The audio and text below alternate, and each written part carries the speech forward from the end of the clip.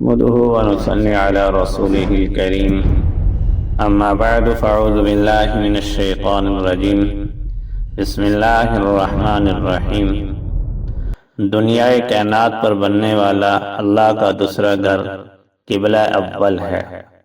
سیدنا ابو ذر رضی اللہ تعالی عنہ نے نبی پاک صلی اللہ علیہ وسلم سے سوال کیا، یا رسول اللہ، قرۂ ارض پر سب سے پہلی مسجد کون سی تعمیر کی گئی؟ آپ صلی اللہ علیہ وسلم نے فرمایا مسجد حرام۔ ابو ذر رضی اللہ تعالیٰ عنہ کہتے ہیں میں نے پھر عرض کیا دوسری کون سی مسجد تعمیر ہوئی؟ آپ صلی اللہ علیہ وسلم نے فرمایا مسجد اقصی۔ سیدنا ابو ذر رضی اللہ تعالیٰ عنہ نے پھر سوال کیا ان دونوں کی تعمیر کے درمیان کتنا عرصہ ہے؟ آپ صلی اللہ علیہ وسلم نے فرمایا 40 سال۔ روایات میں آتا ہے کہ جب سیدنا داؤد علیہ السلام نے مسجد بیت المقدس کی تعمیر شروع کی تو اللہ تعالیٰ نے ان کی طرف وحی کی کہ بقیہ تعمیر جناب سیدنا سلمان علیہ السلام کریں گے، اور سنن نسائی کی ایک روایت سے یہ بھی ثابت ہوتا ہے کہ سیدنا سلمان علیہ السلام نے بیت المقدس کی تعمیر فرمائی اور ساتھ اللہ تعالیٰ سے دعا بھی مانگی۔ اب ان روایات سے یہ واضح نہیں ہوتا کہ بیت اللہ اور بیت المقدس کی ابتدائی تعمیر کس نے فرمائی۔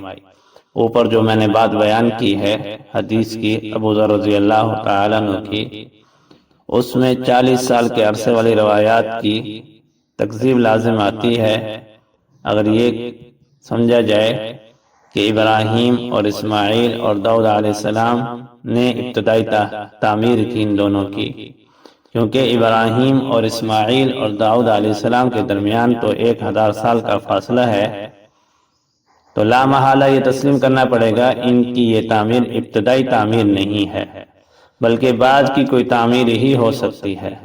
چنانچہ حافظ ابن حجر عسقلانی رحمۃ اللہ علیہ نے ایسے روایات اور اقوال نقل کیے ہیں جن سے معلوم ہوتا ہے کہ ان دونوں مقدس مقامات بیت اللہ اور بیت المقدس کی تعمیر سیدنا آدم علیہ السلام نے فرمائی تھی، اور آدم علیہ السلام کی اس تعمیر کا درمیانی عرصہ 40 سال تھا۔ جب بیت المقدس کی تعمیر سلمانی پہلی تعمیر نہیں ہے تو یہودیوں کا ہیکل سلمانی اور تولیت اقصی کا دعویٰ پاش پاش ہو کر رہ جاتا ہے، مگر یہ بات قطعی طور پر ثابت ہے کہ یہ مقامات مقدسہ بیت اللہ، بیت المقدس اور مسجد نبوی انبیاء علیہ السلام کی میراث ہیں، اور انبیاء علیہ السلام کے حقیقی وارث ہی ان کے مقامات کے وارث اور متولی ہیں، اور انبیاء علیہ السلام کے حقیقی وارث صرف اور صرف مسلمان ہی ہیں۔ فلسطین جو در حقیقت شام میں واقع ہے یہ انتہائی مقدس اور بابرکت زمین ہے جہاں اللہ رب العزت نے اپنے برگزیدہ پیغمبروں سے اپنے گھر کی تعمیر کروایا۔ یہی وہ مقدس سرزمین ہے جہاں مالک الملک نے اپنے بہت سارے انبیاء علیہ السلام کو مبعوث فرمایا۔ یہی وجہ ہے کہ سرزمین کو انبیاء کی سرزمین کہا گیا۔ اللہ تعالیٰ نے سیدنا ابراہیم علیہ السلام اور سیدنا لوط علیہ السلام کو ان کی قوم سے نجات دے کر اسی بابرکت زمین کی طرف ہجرت کرنے کا حکم دیا۔ وَنَجَّيْنَاهُ وَلُوطًا إِلَى الْأَرْضِ الَّتِي بَارَكْنَا فِيهَا لِلْعَالَمِينَ۔ امام ابن کثیر رحمۃ اللہ علیہ اس آیت کی تفسیر میں لکھتے ہیں مہاجراً إِلَى بِلَادِ الشام إِلَى الْأَرْضِ الْمُقَدَّسَةِ مِنْهَا، یعنی اللہ تعالیٰ نے ابراہیم کو بلاد شام میں مقدس سرزمین یعنی بیت المقدس کی طرف ہجرت کرنے کا حکم دیا۔ اسی طرح جناب موسیٰ علیہ السلام نے بھی اپنی قوم کو جب اس بستی میں داخل ہونے کا کہا تو اس لفظ مقدس کے ساتھ بیان کیا، یا قوم ادخلوا الارض المقدسۃ التي كتب اللہ لکم، یعنی مقدس سرزمین موسیٰ کو ماننے والے، ایمان لانے والے، ادب اور احترام کرنے والے لوگوں کے لیے ہے، نہ کہ ان کے لیے جو بہت بڑے فتنہ انگیز شکنی کرنے والے، آسمانی کتب میں تحریف کرنے والے، حق کو چھپانے والے، انبیاء علیہ الصلاۃ و تسلیمات کی جماعت کے قاتل ہوں۔ اسی طرح جہاں اللہ تعالیٰ نے سیدنا سلیمان علیہ السلام کا تذکرہ کیا وہاں اس سرزمین کو ببرکت سرزمین کہا۔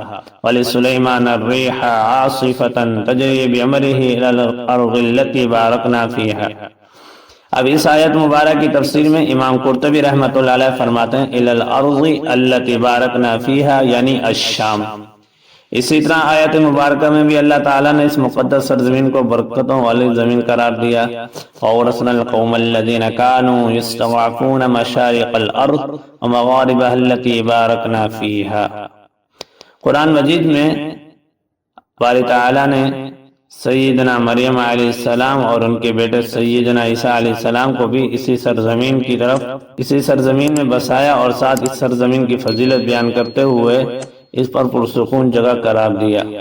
چنانچہ ارشاد باری تعالیٰ ہے وَجَعَلْنَا ابْنَ مَرْيَمَ وَأُمَّهُ آیَةً وَآوَيْنَاهُمَا إِلَىٰ رَبْوَةٍ ذَاتِ قَرَارٍ وَمَعِینٍ۔ تو میرے بھائیو، دوستو، بزرگوں، یہ وہ پاک سرزمین ہے جو انبیاء علیہ السلام کا مسکن بھی ہے، مدفن بھی ہے، اور آپ صلی اللہ علیہ وسلم کی معراج کی ابتدا یہاں سے ہوئی۔ تو اس سرزمین کی حفاظت کی ذمہ داری ہر کلمہ گو کے ذمہ ہے، اس کا ایمان کا حصہ بھی ہے، اس کا غیرت کا حصہ بھی ہے، کیونکہ مسجد اقصیٰ کے ساتھ اور فلسطین کے ساتھ ہمارے ایمان کا رشتہ ہے، غیرت کا رشتہ ہے۔